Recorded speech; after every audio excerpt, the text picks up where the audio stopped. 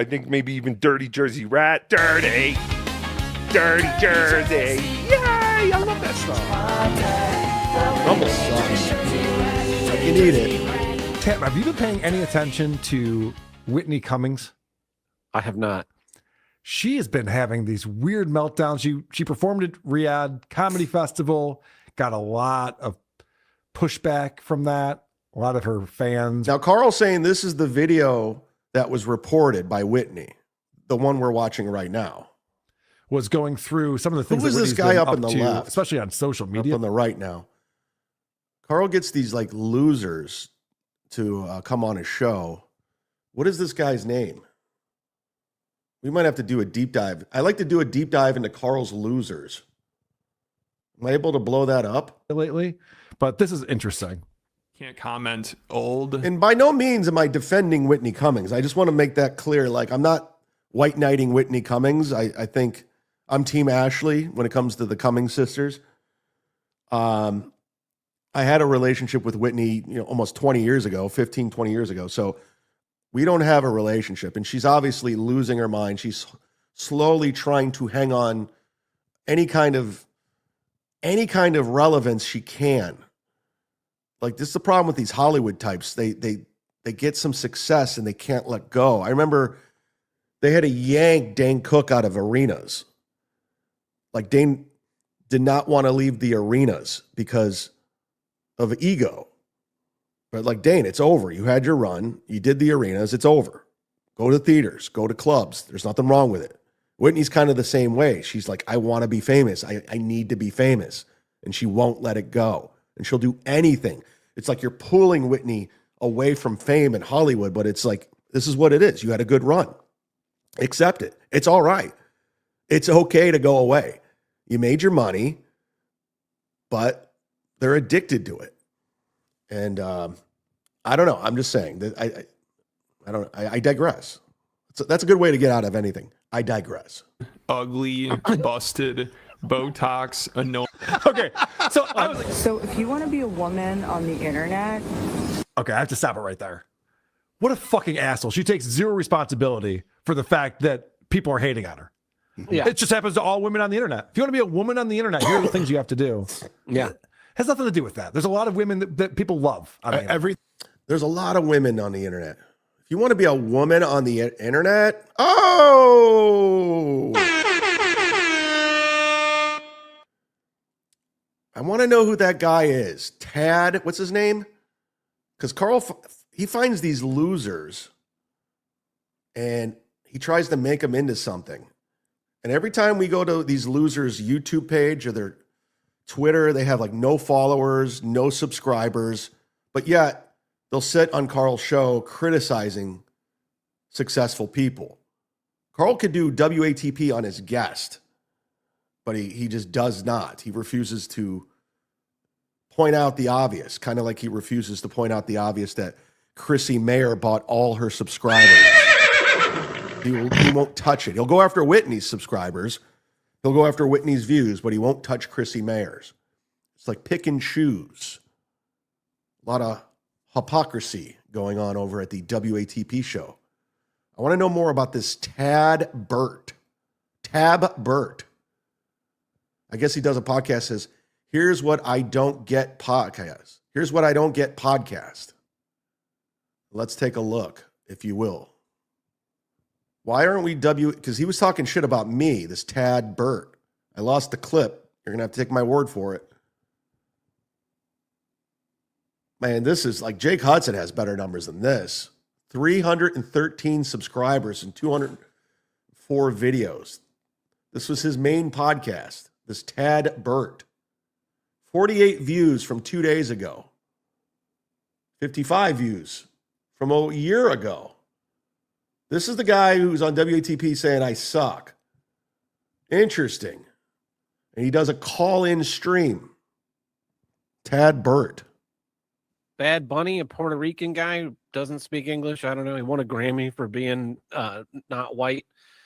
He did the halftime show, and conservatives had a huge fucking meltdown. So that he won a Grammy for being not white, and the liberals had a huge fucking meltdown about how great it was. Every year, it's the same thing. Oh yeah, last year was only 100. Now it's 105. Now it's 100. So he does these tell it like it is hot take shows like he's Jim Rome with the call-in stream. Who's calling in? When you have 48 views, no one's calling in. Okay? I'm just saying. Now it's the population of the United States is growing. I didn't watch this. I just pulled it up. But what's the over and under anyone called into the call-in stream? There's a lot more people watching the Super Bowl. You know what people do during the halftime show? They go take a piss. They go take a piss, grab another beer, grab whatever the fuck else they have going on, hang out with their friends. Most people mute it because 9 times out of 10, it's fucking unlistenable. I think the last 9 times out of 10 time I actually listened to a Super Bowl halftime show was when Bruno Mars did it several years ago. You know how this stuff went. Tab Bert. Who is this guy? I get more fascinated with Carl's little flunkies that he has on. You remember when he had Pat Oates on all the time? And you do a deep dive into Pat Oates, there's like nothing there. The guy was a feature host in like Connecticut or somewhere weird. Like it was just like there was nothing there. And he had like one of those AM Sunday morning shows and he had no followers. But Carl like brings these guys around like there's something. And again, Tab Bert, I wouldn't be doing this, but you're talking shit on me. I don't even know who you are. So let's get to know Tab Bert. He's a grown man taking a selfie. Link, does he have me blocked on Instagram? Because sometimes they do that when they block you on Instagram. I think Tab Bert has me blocked on Instagram. What did I do? I don't go to... Oh, he has an IMDb. Tab Bert is known for Hack the Living Dead in 2020. Oh, yeah. That was my favorite. Was that a movie? No, it was a tab from Radio Free America. This is his IMDb. Hack the Living Dead. He was in the electrical department. He was a writer. Yeah, Carl, don't cover him. Have him on as a panel and talk about Whitney Cummings. Have him on and talk about Opie. Have him on talking about Bill Burr. Don't cover Tab Bert. I mean, he's got great guests too. One watch Tab drink 40 beers on WATP. Not kidding. Was it a stunt? Or was he just an alcoholic? Because they're always criticizing Stuttering John for drinking beers. Dead fool, everybody. If you're boring as hell, Carl has a job for you. Yes, that's exactly what I'm saying. Like, if you're a fucking nothing, if you're boring, you could be on the panel of WATP, agreeing with Carl. Correct. Uh-huh. Yeah. Uh-huh. Right. Correct. Yes. Right. Uh-huh. Correct. That's all you got to do. And then you can plug your podcast and you'll get 48 viewers. It's a pretty good deal. Go on to WATP for 2.5 hours, agree with Carl as he steers the ship like Opie in his very formulaic podcast. And you too could have 48 viewers on your channel in exchange. Hell of a deal. Where do I sign up? I've been on WATP twice. Never been asked back. Did not have a good appearance. They did not like me on there. I wasn't agreeing. I wasn't saying correct. I was doing the opposite. I wasn't asked back, and I'm hurt. HVAC North, everybody. Man's got turns in the background. He's bored. Wait, I got to read this correctly. Man's got urns in the background. He's bored his last 4 guests to death. Oh, he's got urns. Like, okay. The man's got urns in the back. He bored his last 4 podcasts to death. Oh, okay, I get it. That's a little zinger there. Boom. Nailed it. Dirty! Dirty Jersey. Dirty Jersey rat. Dirty Jersey rat.